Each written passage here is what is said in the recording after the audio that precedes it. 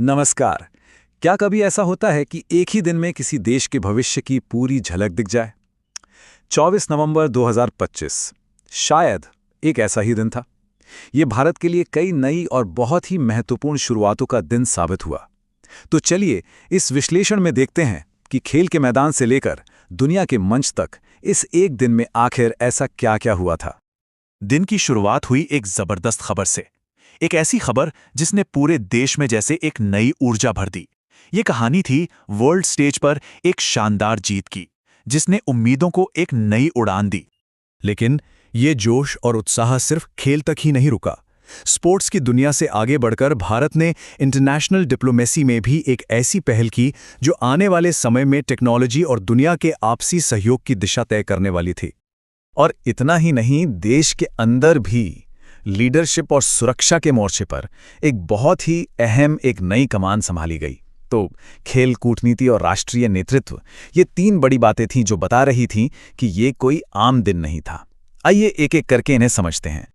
तो सबसे पहले बात करते हैं स्पोर्ट्स की दुनिया की, जहां 24 नवंबर का दिन भारत के लिए वाकई एक यादगार और कह सकते हैं कि एक ऐतिहासिक दिन बन गया। सोचिए, एक नहीं बल्कि दो बड़ी चैंपियनशिप जीते, वो भी एक ही दिन में। ये भारतीय स्पोर्ट्स के लिए वाकई एक बहुत बड़ी, एक असाधारण उपलब्धि थी। तो इस दिन स्पोर्ट्स की दुनिया में हुआ क्या-क्या? जैसा कि हम देख सकते हैं, दो बड़ी जीतें तो सीधे-सीधे भारत के नाम रहीं। एक तरफ लक्ष्य सेन ने बैडमिंटन में कमाल किया और दूसरी तरफ हमारी नेत्रहीन महिला क्रिकेट टीम ने तो इतिहास ही रच दिया। और इसी दिन देश में खेलो इंडिया यूनिवर्सिटी गेम्स की भी शुरुआत हुई, जो दिखाता है कि जमीनी स्तर पर भी खेल को कितना बढ़ावा मिल रहा था।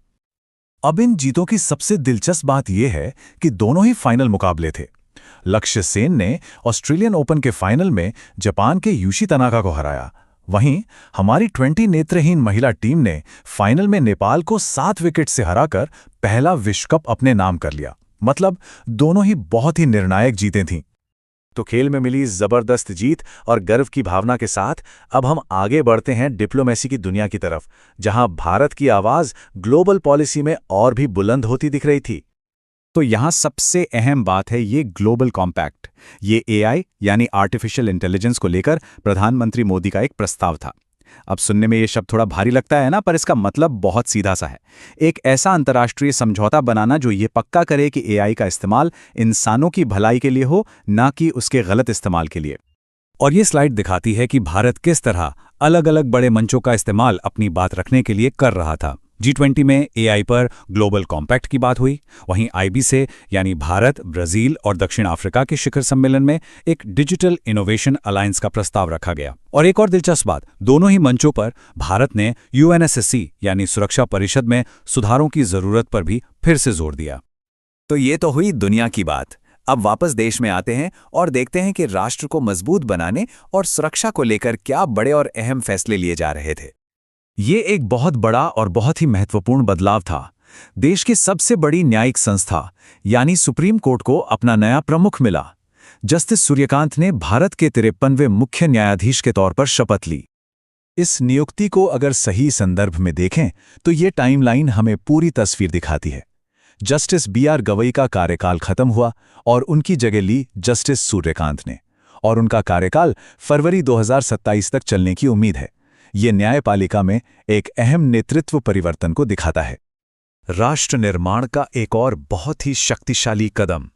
भारत तिब्बत सीमा पुलिस यानी ITBP चीन सीमा पर 10 ऐसी सीमा चौकियां बना रही है जो पूरी तरह से, और मैं दोहरा रहा हूं, पूरी तरह से महिलाओं द्वारा चलाई जाएंगी।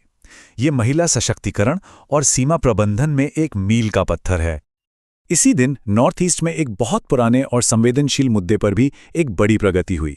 असम सरकार और ऑल असम स्टूडेंट्स यूनियन यानी ASU के बीच ऐतिहासिक असम समझौते की धारा 6 को लागू करने पर सहमति बनी। इस कदम का मुख्य मकसद, जैसा कि ये कोटेशन बताता है, असम के लोगों की सांस्कृतिक, सामाजिक और भाषाई पहचान की रक्षा करना है। तो हमने देश की सुरक्षा और पहचान की बात कर ली। अब आखिर में नजर डालते हैं उन डेवलपमेंट्स पर जिनका सीधा ताल्लुक हमारे भविष्य से है, यानी साइंस और पर्यावरण। ये एक बहुत ही दिलचस्प खोज है ना? साइंस जैसी प्रतिष्ठित जर्नल में छपी एक नई स्टडी ने ये बताया कि चिंपांजी भी हमारी ही तरह तर्क यानी रैशनल रीजनिंग और सबूतों के आधार पर फैसले लेते हैं। ये जानवरों की समझ के बारे में हमारी सोच को और गहरा करती है। और अंत में दुनिया के पर्यावरण के मोर्चे पर भी एक बड़ा फैसला लिया गया। ब्राजील में हुए COP30 सम्मेलन में सभी देश इस बात पर सहमत हुए कि वो 2035 तक अनुकूलन वित्त यानी एडेप्टेशन फाइनेंस को 3 गुना कर देंगे।